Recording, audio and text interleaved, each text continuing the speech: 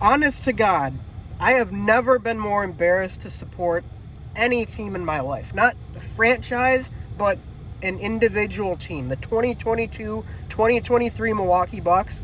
The most embarrassing defeat I have ever experienced as a fan. Like, I'm being genuine here. This is just... They deserve everything. They deserve all of the shit they are going to get for this, because this choke job tonight and in Game 4, worst I've ever seen since the 2015 NFC Championship as a sports fan. Worst I have ever seen. Not overall, but as a Wisconsin sports fan of the teams I root for, this is number 2 for choke jobs. Easily. So Game 4, 13-point lead, 6 minutes to go, Bucks blow it. That was, I'm more inclined to leave that one more to Jimmy Butler going insane, but still, huge choke job. Tonight, the genuinely, one of the biggest chokes I've ever seen. They had a 16-point lead to start the fourth quarter. They made 3 total field goals in the fourth quarter. 3. They had 3 shots. They made 3 in an entire 12-minute quarter. And even then, guess what? All they had to do was either defend an inbounds play with 2.1 seconds to go, or make one more free throw of the 16 they missed throughout the game, and they are going to Miami for Game 6. And they couldn't do that. The game went to overtime, right? And even then, they still had a chance to win. They had so many chances to win this game. They miraculously got the ball down 2 points in overtime with about 9 seconds to go. They dribble it up the court. You know how many timeouts the Bucks had? They had 2. The season's on the line, right? This is it. This is everything you've worked towards for the last, 6 to 8 months or so?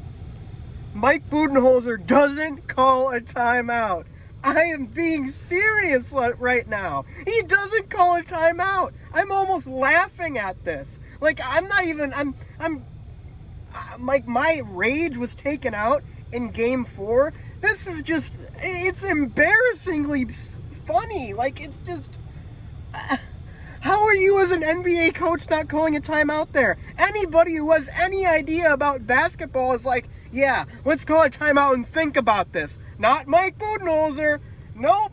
And by the way, if he is not gone tomorrow morning, it's a failure by the organization if they do not fire him, because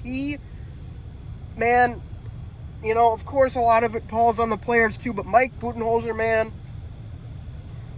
a coach can't survive this. A coach cannot survive this. He just can't. Like, there's no good reason to bring back Mike Budenholzer. And guess what?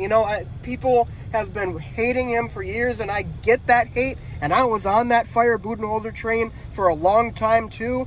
Well, I'm back on it.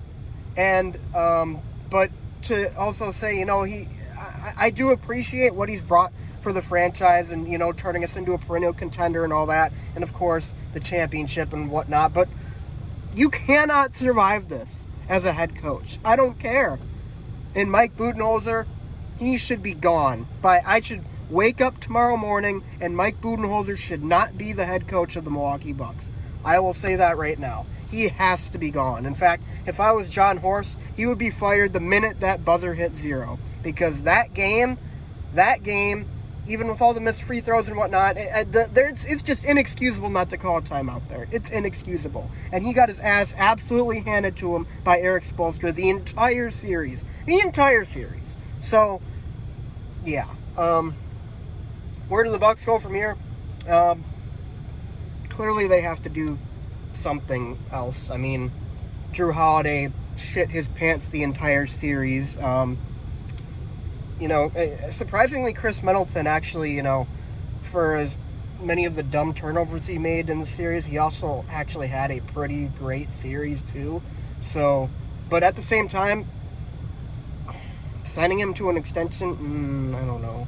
I mean, at this point, I can't even really think about what the Bucks are going to do this offseason because it's just, you know, the sting of this loss is like it's very fresh.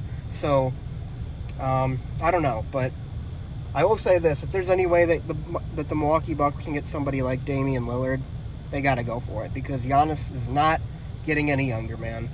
I mean, this genuinely feels like the 2015 NFC Championship, but for the Milwaukee Bucks. Like, this is that point in Giannis's career where it's